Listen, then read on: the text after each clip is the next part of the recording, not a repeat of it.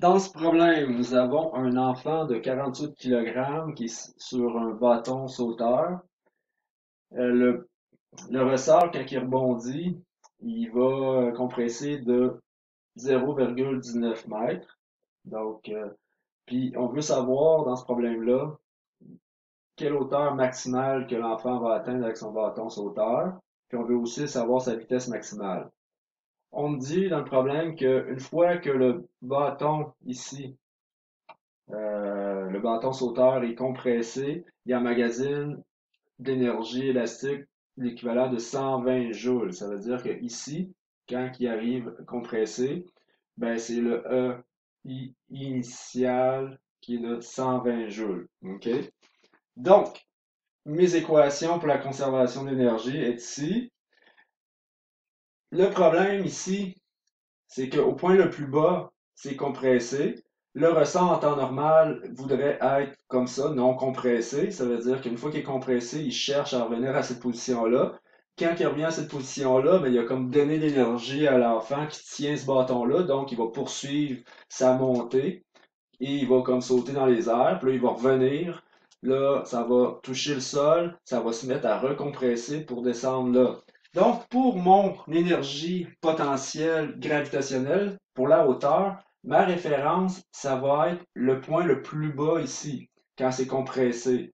Donc, mon YI pour mon énergie potentielle, mon zéro de référence, alors YI est à zéro, c'est là. Donc, le point le plus bas. Donc, ma hauteur est basée par rapport au point le plus bas de son bond. OK? Alors, parce que le sol, on n'a aucune idée ici, c'est quoi la hauteur par rapport au sol une fois que c'est compressé. Parce qu'on n'a pas la longueur complète de notre ressort. Donc, on met notre référence ici. Maintenant, pour l'énergie, une fois que c'est compressé puis qu'il est là, en principe, pendant une fraction de seconde, il n'y a plus de vitesse. Ça veut dire que ça ici, l'énergie cinétique, il n'y en a pas. Si ma référence, je le mets au point le plus bas, je dis que le point le plus bas, c'est lui. Alors mon énergie potentielle gravitationnelle, il n'y en a pas. Donc le seul terme qu'il y a initialement, c'est ça. Donc, on va le mettre ici. Égal.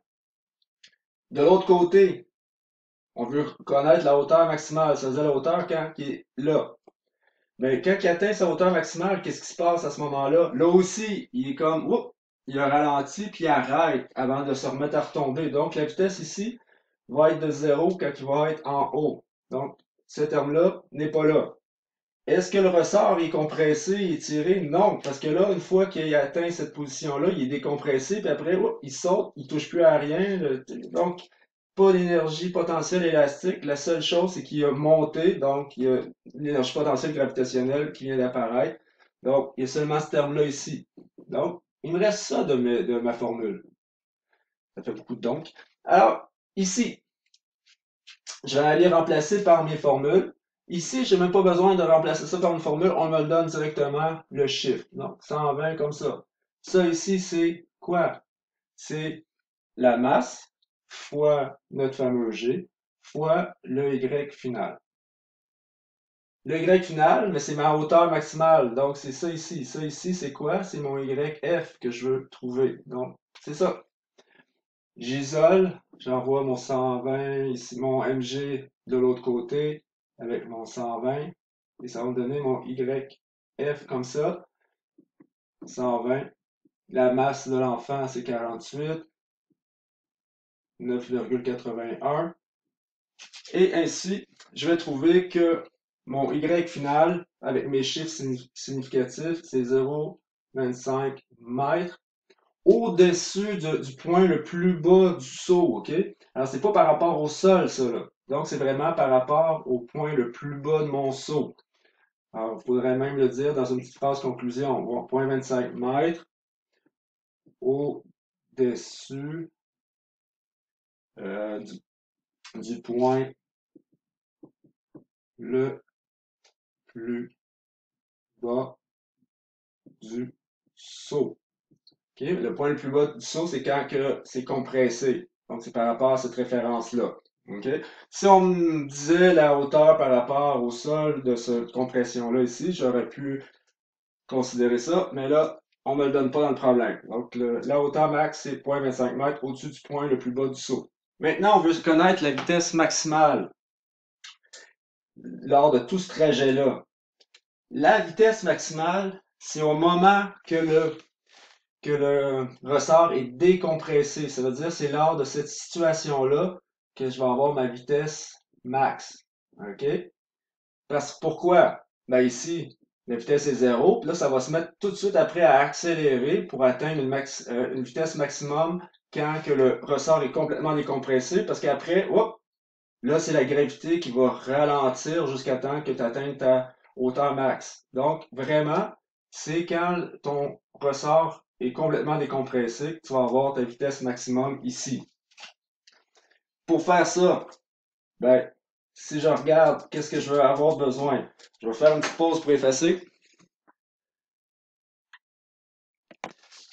Alors, si on continue notre problème puis on veut connaître la vitesse maximum, j'ai été expliqué déjà que c'était au moment où est-ce que le ressort est décompressé ici.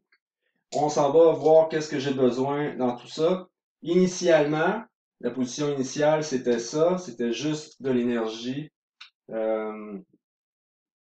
ici comme ça.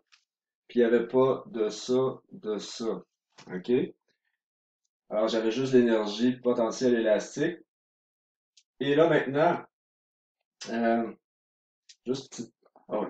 On va continuer. Je suis en train de me demander tantôt, en tout cas. J'ai bien fait. Ensuite de ça, à cette position-là, ben, en principe, c'est complètement décompressé, donc j'ai pas d'énergie potentielle élastique. Maintenant, j'ai l'énergie potentielle gravitationnelle parce que mon référent est là, puis là, je suis plus haut. Et maintenant, j'ai de la vitesse. Ça veut dire que ces deux termes-là doivent apparaître dans mon équation finale que je vais utiliser. Alors, j'ai ça ici. Et I comme ça égale EGF plus ECF comme ça. Maintenant, ça, on me le donne déjà dans le problème. J'ai pas à mettre d'équation. Ça ici, ben, cette position-là, c'est quoi? Si mon ressort était compressé de 0,19 mètres, ben, quand il revient à cet état-là, il est finalement ici, je suis 19 cm plus haut. Donc, pour ici, ça va être ça que je vais utiliser. Alors ici, c'est MG Y final, mais je sais que ça va être 0,19. Ici, c'est une demi la masse VF au carré. C'est ça que je cherche. Je vais isoler. Alors, pour faire ça, ben, soit que je mette tout de suite les chiffres, c'est ça que j'ai décidé de faire. Alors, 120 égale. La masse ici est de 48. Le G, 9,81, comme ça. YF, je l'ai dit, c'est 0,19. Comme ça, plus une demi. Là, la masse est 48 ici. VF au carré, comme ça. Maintenant, on calcule les termes. Ces termes-là, c'est égal à 89, 4, 6, 7. Ça ici, c'est plus 24 VF carré, comme ça. On envoie ça de l'autre côté, ça devient une soustraction. On va diviser par 24 par la suite. On obtient que VF carré, c'est égal à 1,2722. On fait notre radicale. Alors, on obtient que la vitesse finale est de 1,